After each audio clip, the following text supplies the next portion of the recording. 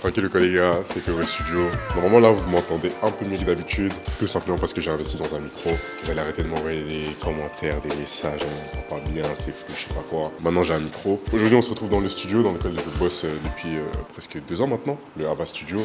Petite dédicace. Vous me demandez souvent comment tu fais pour gérer tes flashs en studio, comment tu fais pour gérer tes lumières en studio, donne-nous des indices, des conseils, tout ça. Donc c'est ce qu'on va faire aujourd'hui. Premièrement, il faut savoir que moi, j'ai pas fait d'école de photographie, je suis totalement autodidacte. Donc ce que je dis, moi, ça n'engage que moi, c'est mes expériences, c'est mes ressentis.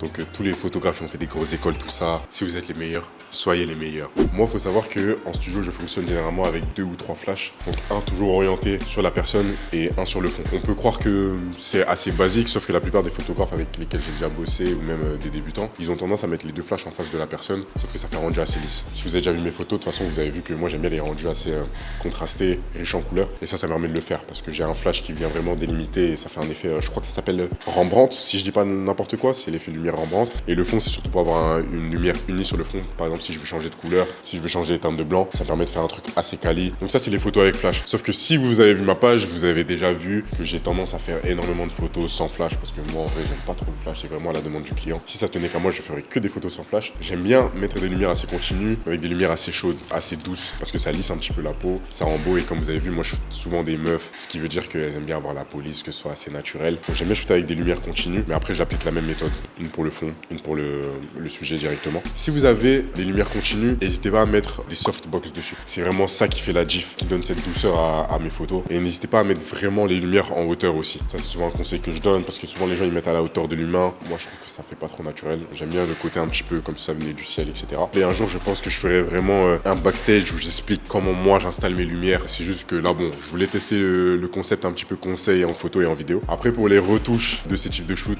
je ferai une vidéo totalement dédiée. Ça va être plus simple, je pense. Et concernant le matériel que j'utilise pour le studio, généralement c'est des studios qui sont déjà équipés. Donc privilégiez quand même les studios qui sont déjà équipés parce que le matériel ça coûte quand même cher. Les flashs, des bons flashs de qualité ça coûte cher, une lumière continue de qualité ça coûte très cher. Vous pouvez trouver plein de studios sur Paris qui sont accueillants et qui offrent du matériel qualitatif. En studio, je vais pas mentir, le matériel ça fait beaucoup dans la qualité des photos après. Voilà, si t'as des bons flashs, si t'as un appareil qui arrive à avoir de la netteté plus facilement, si t'as un fond de qualité, forcément les photos elles rendront quand même un petit peu mieux, on va pas se mentir. On me pose aussi souvent la question comment tu fais pour trouver tout ce qui est pose studio, comment tu fais pour mettre les personnes à l'aise en studio, parce que c'est vrai que c'est plus compliqué en vrai les gars, dans le sens où en studio en fait c'est vraiment toi et ta créativité. En studio tu peux pas tricher, c'est là pour moi qu'on voit les vrais photographes on va dire, parce que t'as un fond blanc, de la lumière, ton appareil, c'est toi et toi. Ça veut dire que la plupart du temps déjà moi je fais avec mon ressenti personnel, comment je vois le truc, comment moi j'ai l'image en tête, j'essaie de l'exprimer avec mes mots pour que le client comprenne totalement l'idée à laquelle je pensais. Après j'utilise aussi beaucoup Pinterest, on va pas se mentir, Pinterest ça permet d'avoir plein de poses et d'idées qui te permettent ensuite de les développer ou bien de les retravailler parce que c'est vrai que Pinterest tu peux vite te retrouver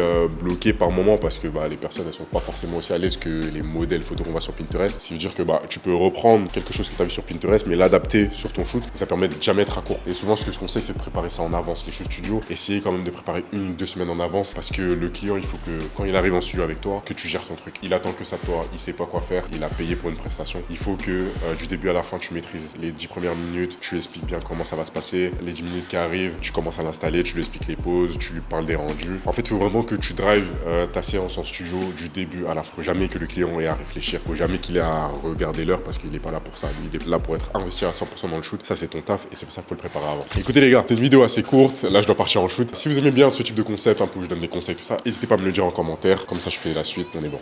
Peace.